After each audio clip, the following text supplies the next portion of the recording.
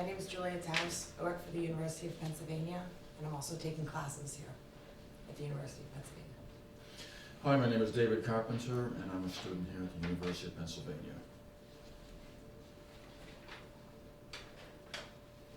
And we're reading excerpts from emails written by FBI agents reporting on their experiences at Guantanamo. The emails are dated October 2002 and July 2004. Tuesday, December 17th, 2002, 9:55 a.m. Greetings from Gitmo. It's just as you left it. Plenty of sun and iguanas, not enough of the fair sex. Saturday, October 26, 2002, subject Gitmo update. Hello all, censored, is gone and I am here, censored.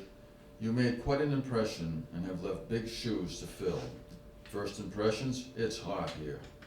I brought too much luggage. The learning curve is vertical. The more you read about Islam and our friends here, the better off you'll be once you get here. Many different agendas here, and you will have to use all your behavioral skills to pull it all together and keep your finger on the pulse. No one will lead you by the hand. Did I mention that it is hot here? Later. June 20th, 2003. Subject, survived the first week.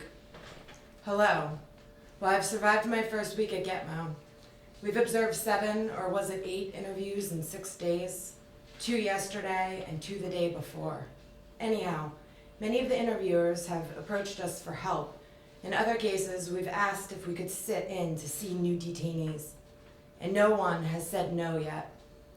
Interesting differences between the interviewees as well as the interview styles, and definitely areas where I feel we've contributed. We're still hearing about folks doing weird things like subjecting interviewees to strobe lights, etc., but have not seen anything of concern to date. Overheard a loud, non-FBI interview down the hall yesterday, but chose not to observe it. On the personal front, I've seen 2 movies at the Outdoor Theater, Matrix Reloaded and Bruce Almighty. Definitely a must-see. There's even a monkey scene in it for you. There was a bonfire beach party last Friday and a pool party on Saturday night. We have an offer to go sailing this Sunday. Not sure if we're going yet.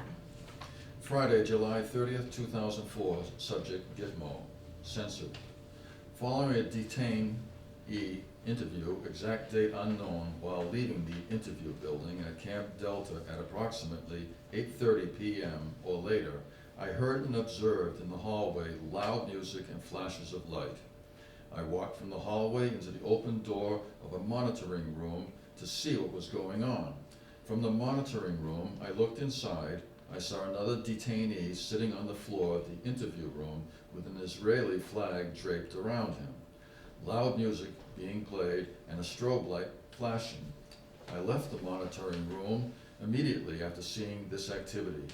I did not see any other persons inside the interview room with the Israeli flag draped detainee, but suspect that this was a practice used by military interrogators, since the only other persons inside the hallway near this particular interview room were dressed in green military fatigues. I understood prior to deployment to Gitmo that such techniques were not allowed nor approved by FBI policy. Monday, August 2nd, 2004. Subject, response to Gitmo. Mr. Censored. On a couple of occasions, I entered interview rooms to find a detainee chained hand and foot in a fetal position on the floor with no chair, food, or water.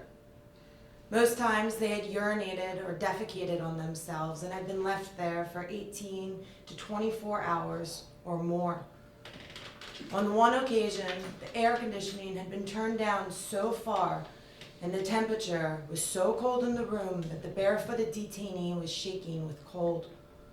When I asked the MP what's going on, I was told that interrogators from the day prior had ordered this treatment and the detainee was not to be moved.